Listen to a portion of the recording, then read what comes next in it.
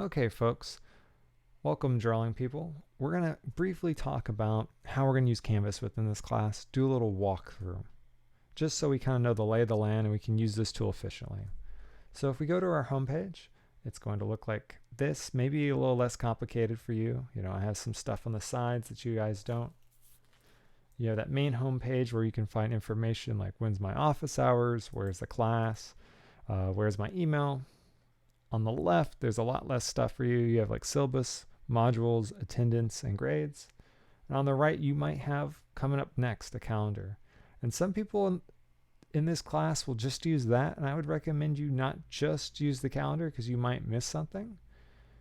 I have structured everything in modules so we can kind of go through information and get an understanding of projects ahead of time before they're due. So let's talk about modules because everything's structured in that format. Now, the first thing we're going to do, you might have already looked at it a little bit, is we have a course introduction where we have a Zoom meeting. Maybe you're doing this ahead of time, or maybe we just got done with that Zoom meeting. There's an upcoming syllabus quiz, an introduction to the class. So you're going to read over the syllabus, do the quiz, do those types of things. Then we have, also doing that first day, a lecture. It's very brief and a short demo. And then we'll have another little demo and drawing assignment in our sketchbooks. So we're doing those types of things on the first day. We're going to go get supplies. And then on the second day, we can still be getting supplies. We're not going to meet for a class. I'm giving time for people to get materials, time for people to isolate a little bit just for safety things. So on our second day, we're going to have another lecture and another sketchbook assignment.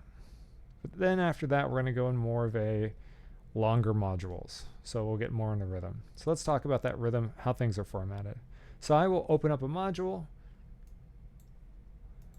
and I would recommend starting off and clicking on the objectives and kind of working right through it, because I try to introduce information so we know how to do a certain technique, we know certain vocabulary before we get to the project. We can read over the project, and then there'll be different progress posts. So let's talk about this. The objectives, we'll give kind of a rundown of what we're going to be looking at. We'll have a lecture that's going to introduce new course vocabulary. It'll probably talk about a project that's going to come up. It might have some student examples. There might be a series of things we have to submit. Maybe it's a viewfinder, maybe it's writing. There'll be demos to prepare us to draw inside and outside of class. And as you can see, these sometimes have questions, or they might have a little sketch that you have to post. We will have 1 or 2 large projects per module. So it's really important to look over the requirements, look over this handout and see what you're going to have to do for that project. These projects are 100 points. They're a big part of your grade. So I try to put these earlier in the module so you can look over this, and as you're learning this new material, you can be working towards it. So even though this might be a couple weeks away, it's important to go look over this to know, oh, I have to turn in 2 drawings in a couple weeks. After that, there'll usually be a progress post. Sometimes we're going to be drawing outside of class. So we might have 1 drawing due outside of class, 1 drawing we're doing inside of class, and we'll probably post for feedback the drawing we're doing outside of class. So here's one where we have to do a post for a gesture drawing we're doing outside of class. Like I said, there might be some other sketchbook assignments or mini readings that we have to knock out. And then each module is going to end with a critique, and we'll all meet up and we will discuss those major drawings that we did together. So we'll get in a room, we'll talk more about critiques, we'll be in a big Zoom room, and we'll kind of flip through them and discuss them as a group.